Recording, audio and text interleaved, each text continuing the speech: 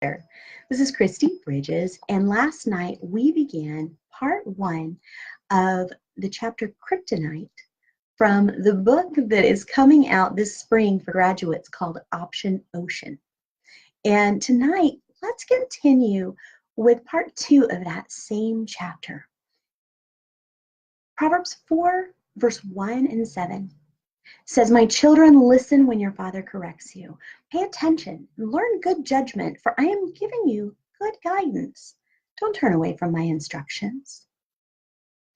When I was 10, I read the story of Solomon and asked God for wisdom.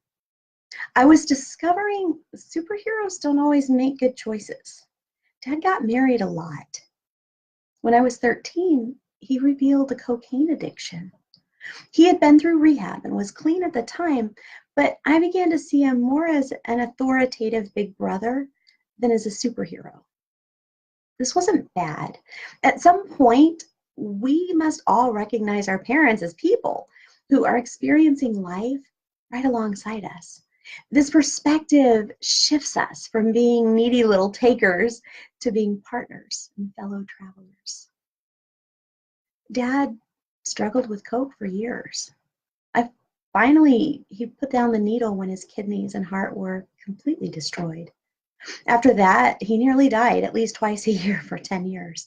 By the time he passed away, I was exhausted. I'd watched him struggle and see my grandparents worn out, and I was angry. I was close to my grandpa and began writing a book of grandpa's stories, but I was blocked when it came time to write about Dad.